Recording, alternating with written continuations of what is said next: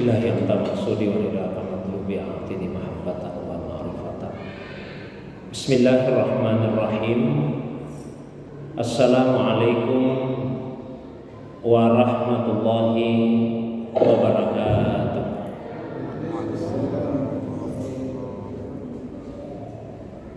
Alhamdulillahilladzi anzala sakinata fi qulubil mu'minin liyazdadu imanan ma'a imanihim walillahi junudus samawati wal ard wa kana Allahu aliman hakima. Wa sallallahu ala sayyidina Muhammadin alladzi arsalahu ilan nasi basyiran wa nadhira wa ala ali Muhammadin wa sahbihi wa sallama tasliman katsira, amma ba'du. Bapak Ibu jamaah maghrib yang semoga dirahmati, dimuliakan oleh Allah Subhanahu wa taala. Alhamdulillah, malam ini kita dihadirkan, dipertemukan oleh Allah Subhanahu wa taala dalam majelis yang semoga dimuliakan ini untuk sama-sama menambah pengetahuan agama kita, terutama secara khusus yang berkaitan dengan kajian ilmu tasawuf. Karena pertemuan ini adalah pertemuan kita yang pertama untuk kajian bulanan yang direncanakan yang membahas tentang kajian tasawuf, maka saya mulai dari yang paling dasar. Tasawuf selain dia amal, dia juga ilmu. Jadi tasawuf itu adalah ilmu dan sekaligus amal. Karena itu dia mempunyai 10 prinsip dasar sebagaimana ilmu-ilmu keislaman yang lain, dan diharapkan dengan memiliki ilmu atau pengetahuan tentang tasawuf, maka kemudian bisa diamalkan dalam kehidupan keseharian kita. Man amila bima alima aurasahullahu ilman malam ya'lam. Barang siapa yang mengamalkan apa yang sudah ia ketahui, maka Allah akan mewariskan kepadanya ilmu yang belum ia ketahui sebelumnya. Nah, itu untuk amalnya. Nah, sebagai ilmu, sekali lagi dia mempunyai 10 prinsip dasar. Apa saja 10 prinsip dasar itu? Inna mabadi'a kulli fannin asyara, al-haddu wal mawdu'u summa samra wa nisbatun wa fadluhu wal wadi' wal ismu al-istibdadu hukmu syari' masailun al-ba'du bil ba'di iktafa wa mandar jami'a hasas syarafa. Inna mabadi'a kulli fannin asar. Sesungguhnya prinsip dasar dari setiap ilmu ada 10. Al-haddu, yang pertama batasan atau pengertian. Wal maudu, yang kedua maudu atau pokok bahasan. Was samra, yang ketiga buahnya, hasilnya, manfaatnya apa. Kemudian yang keempat, wa nisbatun, nisbahnya, kedudukannya sebagai satu ilmu. Lalu yang kelima, wa fadluhu, keutamaannya. Yang keenam, wal wadi, peletak dasarnya sebagai ilmu. Siapa ulama yang menjadi peletak dasar dari ilmu ini? Lalu kemudian yang ketujuh, al-ismu, nama ilmu ini. Lalu yang kedelapan, al-istibdad, sumber pengambilannya. Lalu yang kesembilan, hukmus syari', hukum mempelajarinya. Dan yang terakhir masail, rincian permasalahannya. Itu 10 prinsip dasar ilmu. Kemudian dikatakan juga dalam syair tadi, al-ba'du bil ba'di iktafa. Sebagian ulama mencukupkan dengan sebagian yang lain. Maksudnya tidak mesti 10 prinsip dasar itu diketahui semua. Sudah cukup dengan mengetahui beberapa saja dari 10 prinsip dasarnya. Wa man daral jami'a hasas syarafa. Tapi siapa yang bisa menguasai 10 prinsip dasarnya, maka dia akan mendapatkan kemuliaan. Jadi itu 10 prinsip dasar. Saya mulai yang pertama, al-haddu, batasan dari ilmu tasawuf. Ada lebih 800 pengertian yang dituliskan di dalam kitab Hilyatul Auliya tentang apa yang dimaksud dengan ilmu tasawuf. Jadi lebih 800 pengertian. Mengapa seperti itu? Karena tasawuf beda dengan fikih. Kalau fikih ya, dasarnya adalah apa yang dibaca, apa yang dihafal. Jadi ketika ulama fikih menyampaikan sesuatu, maka yang dia sampaikan itu berdasarkan apa yang dibaca di dalam kitab, apa yang dihafal. Sehingga karena dasarnya adalah apa yang dibaca, apa yang dihafal, maka tentu yang disampaikan pun relatif tidak akan terlalu berbeda. Tapi kalau ulama tasawuf ketika menyampaikan sesuatu, termasuk dalam mendefinisikan tasawuf, maka dasarnya bukan apa yang dibaca, bukan apa yang dihafal, tapi apa yang dirasakan dan apa yang dialami. Dan tentu yang dirasakan dan dialami itu boleh jadi, bahkan sangat boleh jadi berbeda antara satu orang dengan orang yang lain. Bahkan satu orang yang sama boleh jadi yang dia rasakan hari ini beda dengan yang dia rasakan besok. Bahkan tidak harus menunggu sampai pindahan. Yang dia rasakan menit ini mungkin beda dengan yang dia rasakan dengan beberapa menit ke depan. Nah, di antaranya ada yang menyatakan bahwa tasawuf adalah at-takhalli wat-tahalli wat-tajalli. Biasa disingkat dengan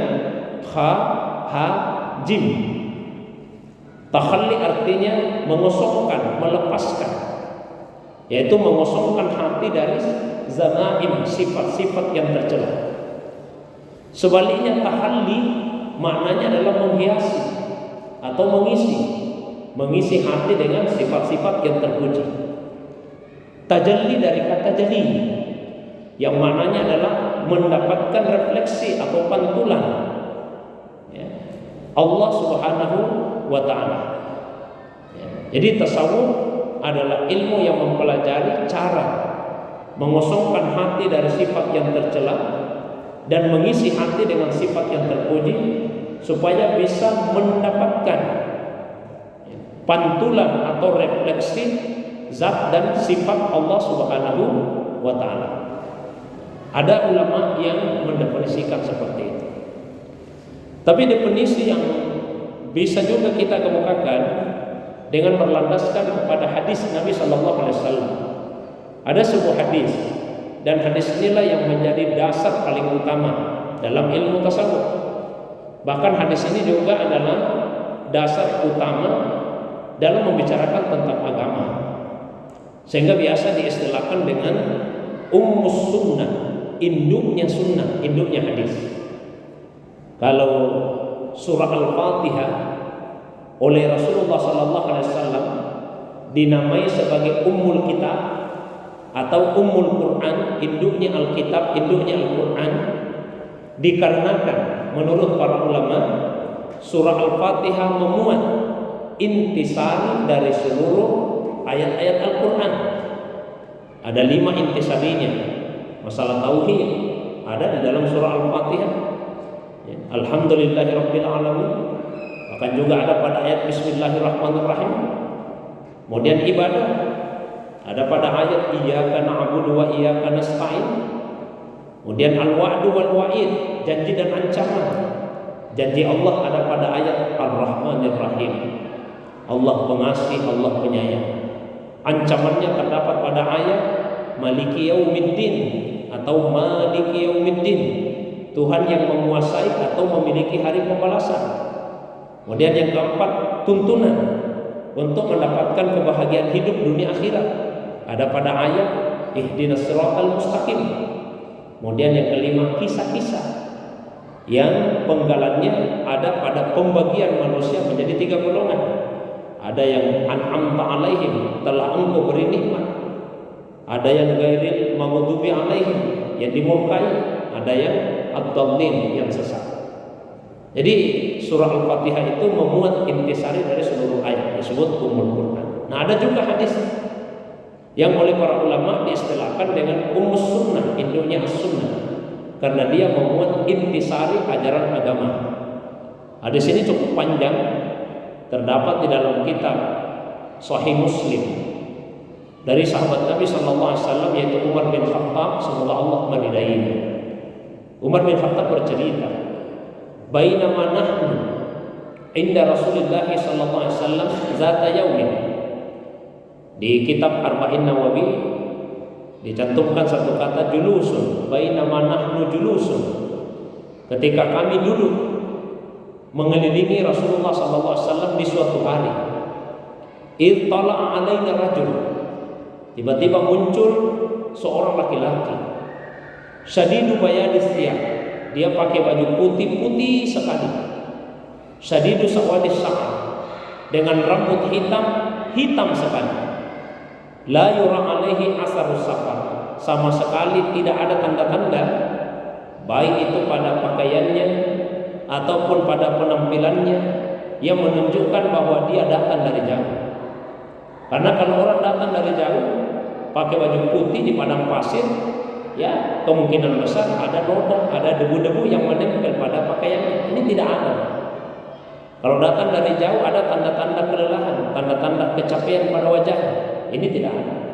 Rambutnya mungkin acak-acakan, ini tidak tertata rapi. Kalau bukan orang jauh, berarti mestinya dia orang dekat. Tapi kata Umar bin Khattab radhiyallahu anhu, wala ya'rifuhu minna ahadun, tidak ada seorang pun di antara kami yang mengenalinya.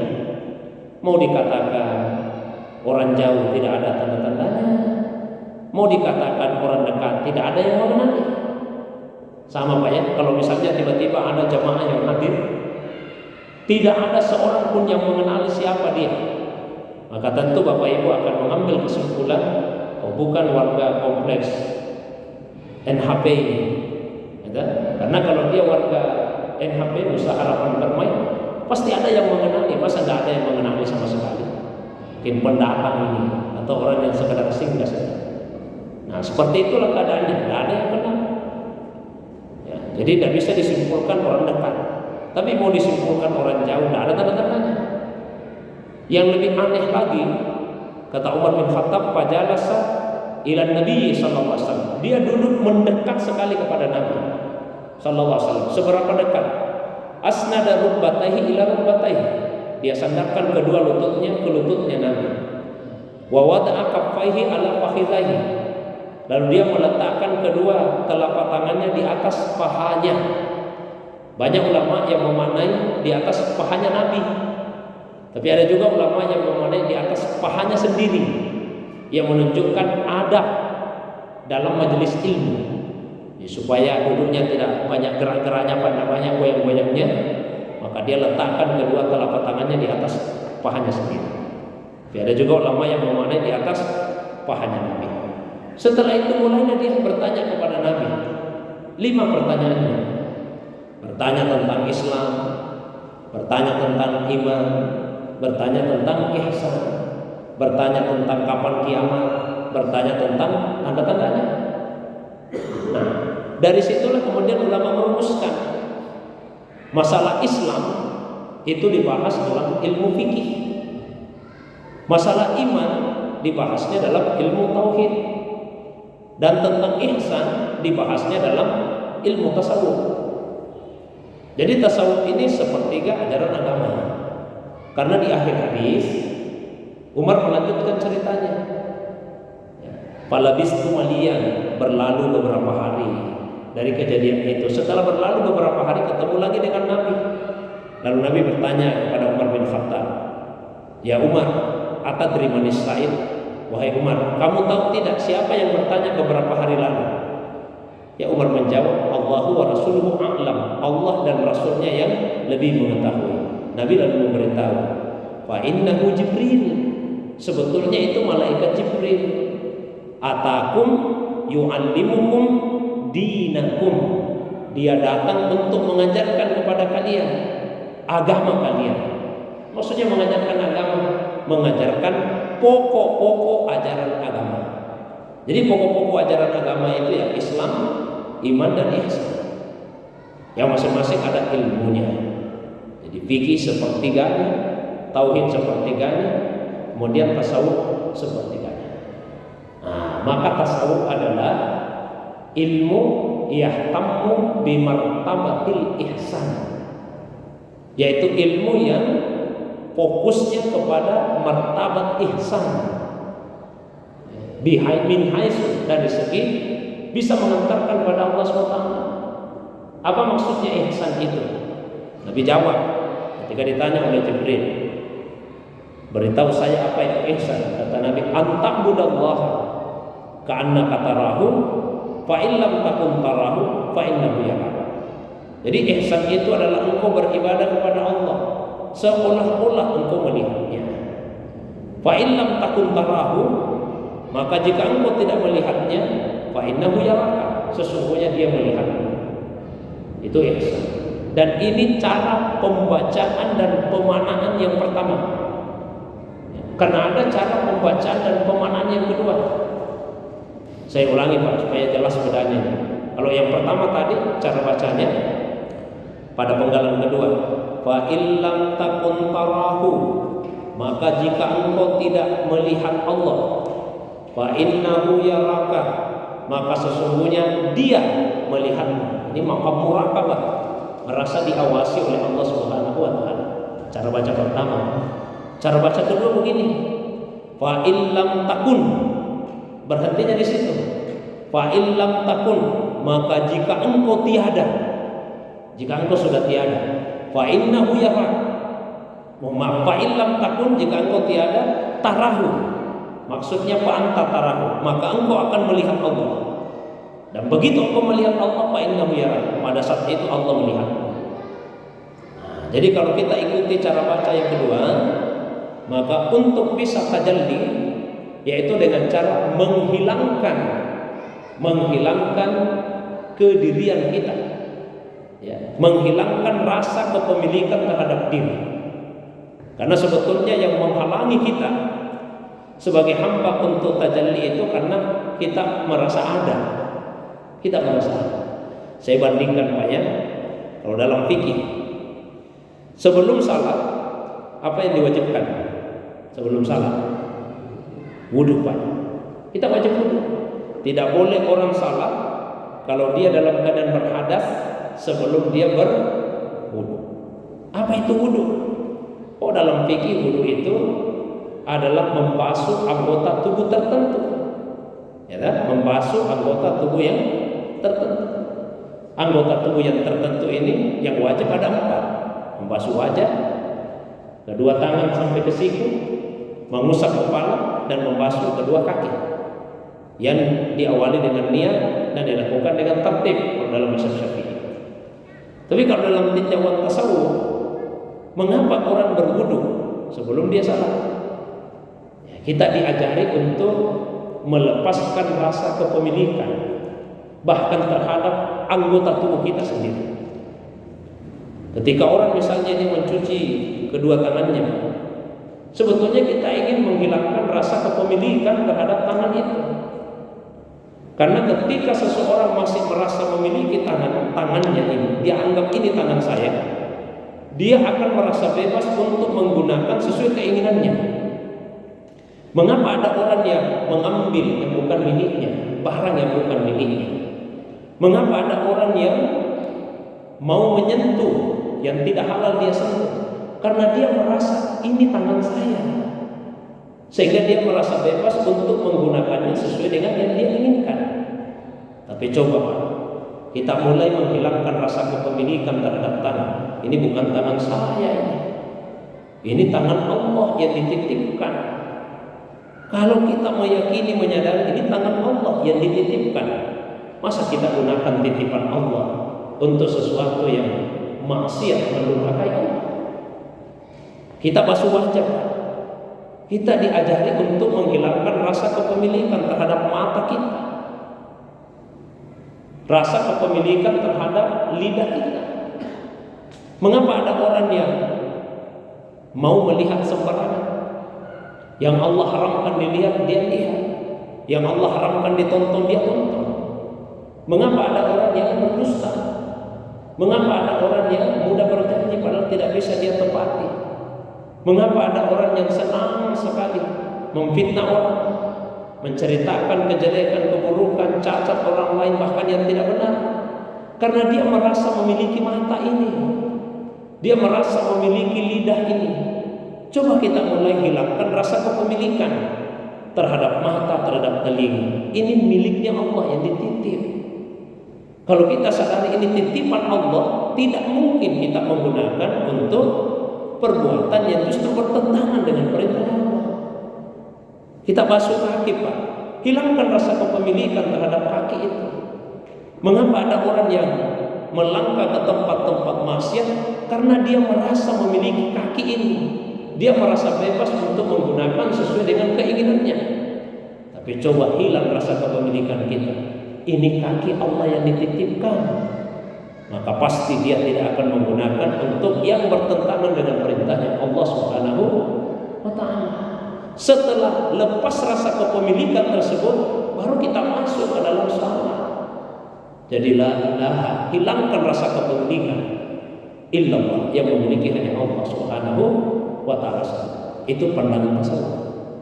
Jadi tasawuf itu adalah ilmu yang fokusnya membahas tentang martabat atau kedudukan ihsan. Baru satu Pak, satu prinsip al-ism, al-hadd. Kemudian yang kedua al-maudu, pokok bahasanya. Setiap ilmu itu pasti ada maudunya, ada pokok bahasanya. Misalnya ilmu fikih, apa pokok bahasanya? Perbuatan mukallaf. Perbuatan kita manusia itu yang dikaji, lalu dikasih hukum.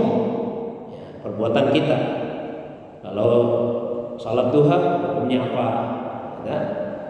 Salat maghrib yang baru tadi dikerjakan hukumnya apa? Jadi perbuatan yang diberikan hukum. Kalau tafsir misalnya, pokok bahasanya apa? Ayat-ayat Al-Quran. Setiap ilmu pasti ada maudunya, pokok bahasanya. Nah, apa maudunya, pokok bahasanya? Ilmu tasawuf ini pokok bahasanya adalah a'malul qulub, amalan-amalan hati. Jadi wilayah tasawuf itu adalah wilayah hati. A'malul qulub, dia membahas tentang hati. Maka begitu banyak istilah-istilah, bahkan judul-judul kitab dalam ilmu tasawuf yang menggunakan kata hati. Ada qutul qulub, makanannya hati. Asrarul qulub, rahasia-rahasia hati. Mukasafatul qulub, tersingkapnya hijab hati. Tanwirul qulub, pencahayaan hati, dan seterusnya. Jadi wilayahnya hati. Tapi hati yang dibahas di sini bukan seperti hati dalam ilmu kedokteran. Ada juga Pak yang membahas hati ilmu kedokteran. Hati sebagai organ, bukan itu. Yang dibahas adalah hati dari segi bisa mengantarkan pemilih hati itu kepada tingkat ihsan. Itu yang dibahas.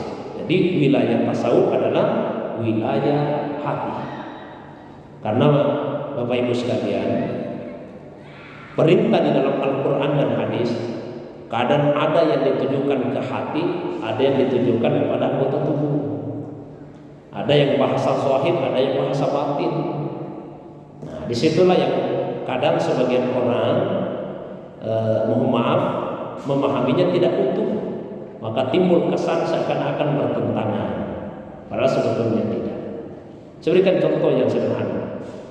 Kita diperintah untuk ridha, ya, perintah untuk ridha, ridha dengan semua ketetapan Allah, semua ketetapan Allah. Kalau orang sakit, dia mesti ridha dengan sakit itu. Tapi ridha itu wilayah hati, bukan wilayah tubuh. Jangan karena kita diperintah untuk ridha ketika sakit, sehingga kemudian tidak berobat. Tidak usah berobat. Kita harus ridha dengan penyakit ini. Berobat itu wilayah tubuh. Berobatlah, bahkan cari obat yang terbaik, yang halal, yang sesuai kemampuan. Berobat dengan cara yang sebaik-baiknya. Tugasnya tubuh berobat. Tugas hati itu. Maknanya apa? Setelah berobat, apapun hasilnya diterima dengan sepenuh hati. Setelah berobat kemudian sembuh, ridha dengan kesembuhan itu. Tapi setelah berobat tetap sakit, juga ridha dengan sakit itu. Tidak kemudian lantas mengatakan, rugi-rugi berobat, banyaknya lagi uang saya keluarkan dan tidak sembuh-sembuh. Oh, berarti hatinya tidak ridha. Jadi hati wilayah tasawuf diperintah ridha, tubuh diperintah berobat. Berobat dengan cara yang terbaik yang kita mampu. Nah, yang kedua, pokok bahasan tasawuf itu adalah wilayah hati. Ini modulnya. Terus samra, buahnya apa? Apa manfaatnya kalau kita belajar tasawuf? Manfaatnya kotoran-kotoran hati itu bisa dibersihkan. Lalu kita bisa isi dengan sifat terpuji, sehingga pada akhirnya akan sampailah kita kepada tingkatan ihsan. Karena kalau hati kita kotor, tertutupi hati kita ini dari nur, dari cahaya Allah Subhanahu wa ta'ala. Nah, ada beberapa cara untuk membersihkan hati. Minimal 4. Cara yang terbaik yaitu melalui bimbingan seorang syekh murabbi. Maka dalam cara yang diajarkan tasawuf tariqah sufiyah mesti ada syekhnya, ada murabbinya, ada mursyidnya. Mereka yang dengan ketajaman mata hatinya bisa membimbing kita. Dia tahu ini cacatmu pada hatimu, ya, sifatmu yang tercela, bersihkan ini. Karena beda-beda Pak penyakit hati setiap orang. Saya kasih contoh Muhammad. Kalau orang miskin tidak usah digoda oleh iblis dengan kesombongan. Apanya mau disombongkan? Digodanya dengan apa? Dengan iri hati. Yang digoda dengan kesombongan orang kaya, orang berilmu. Apa tidak ada penyakit hatinya? Ada juga Pak penyakit hatinya. Kesombongan dengan ilmunya, ya, hasad, iri di antara sesama orang yang berilmu. Sampai ada istilah itu at-tahasud bainal ulama, saling iri di antara sesama ulama. Tapi ini tidak berlaku dalam wilayah ulama tasawuf. Ulama-ulama zahir ada yang begitu. Karena semua mau menonjolkan diri, tidak mau kalau ada ustaz yang lain, ulama yang lain yang lebih menonjol daripada dirinya. Kalau ulama tasawuf pasti dia bebas dari sifat-sifat iri hati itu, karena dia akan bersihkan hatinya.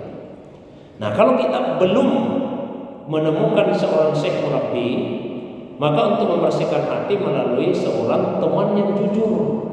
Teman yang jujur. Karena juga ada teman yang justru menjerumuskan. Ya, dia tutupi kejelekan kita. Kalau istilah orang sekarang dia menjilat. Carilah teman yang jujur, yang mau secara terbuka menyampaikan kekurangan aib kita untuk kita bisa perbaiki. Kalau susah menemukan yang seperti itu, cara yang ketiga, dengarkan perkataan musuh atau orang yang membenci. Kan biasanya orang yang membenci kita lebih belak-belakan, lebih terbuka menyampaikan kekurangan. Ya, syukurlah kalau ada orang yang menyampaikan kekurangan kita bisa perbaiki.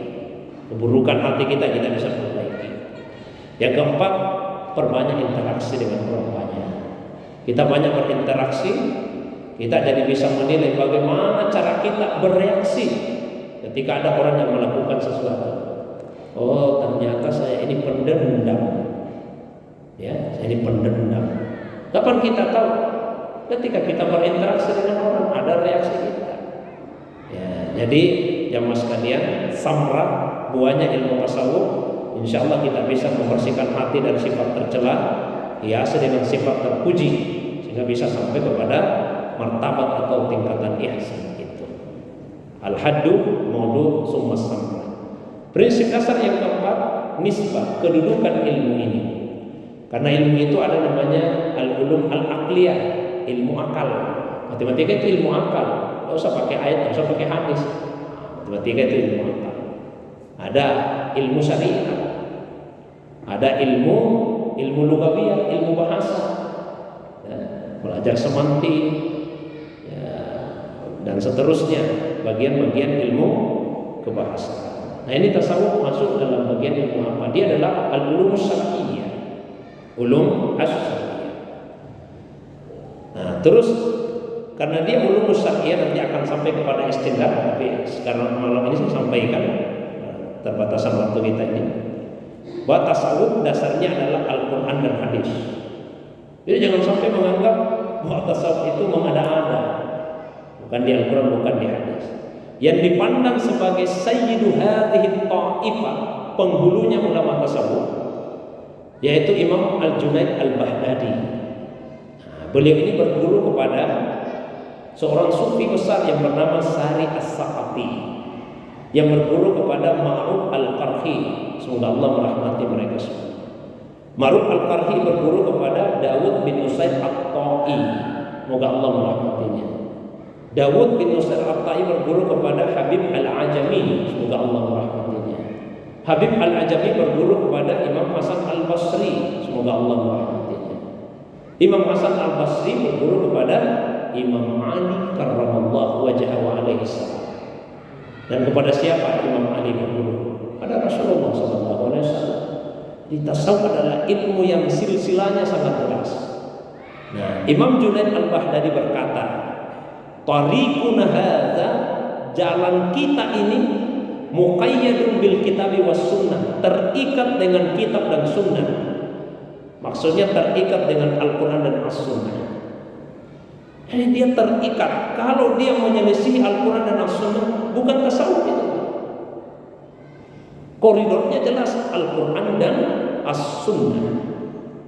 Para ulama sufi juga mengingatkan, "Idza ra'aita insana," apabila engkau melihat seorang manusia, tara 'alal hawa, dia bisa berjalan di udara, au sara 'alal ma, atau dia bisa berjalan di atas air, jangan langsung terpesona. Fanzur ila amali, perhatikan amalnya, perhatikan dulu amalnya. Fa in kana muwafiqan lillahi wa rasulih, kalau amalnya sesuai dengan tuntunan Allah, perintah Allah, tuntunan Rasulnya, maka itu karamah, itu kemuliaan yang Allah berikan kepadanya. Tapi sebaliknya, wa in kana mukhalifan, kalau menyelisih anillahi wa rasulih, dari perintah Allah dan Rasulnya, fahiya minasyaitan, itu bukan karamah, itu dari syaitan.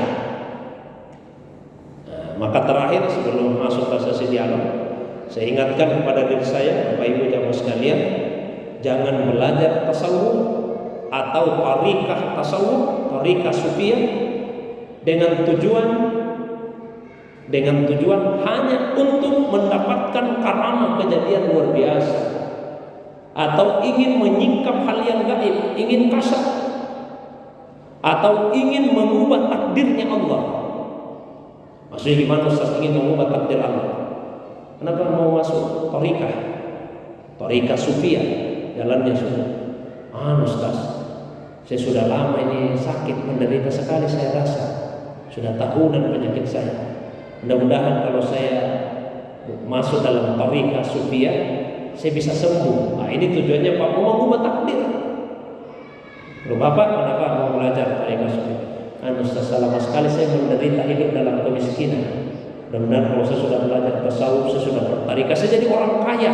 Wah, ini belajar tasawuf mau mengubah takdir. Nah, Bapak tujuannya apa? Ustaz, lama menjadi pegawai ini tapi jadi bawahan terus. Mudah-mudahan kalau saya masuk dalam tariqah sufiyah, saya bisa jadi atasan, saya bisa jadi pejabat. Ini tujuannya mau mengubah takdir Allah. Orang belajar tasawuf bukan mau mengubah takdir Allah, tapi ingin menerima takdir Allah dengan penuh keridaan hati. Kalau Allah takdirkan dia hidup miskin, dia terima kemiskinan itu dengan ridha.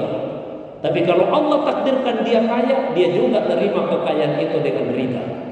Kalau Allah takdirkan penyakit bagi dirinya, dia terima sakit itu dengan ridha.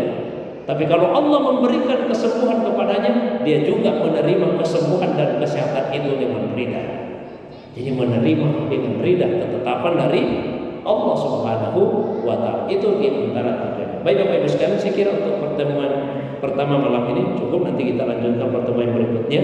Saya berikan kesempatan yang lapang. Kalau ada yang Bapak Ibu ingin tambahkan, ada yang ingin diskusikan, ya, didialogkan, baik yang berkaitan dengan pengantar tadi atau masalah agama yang lain di luar dari apa yang saya sampaikan, saya persilakan kepada jamaah sekalian. Demikian untuk sementara. Wa ilallahi turja'ul umur.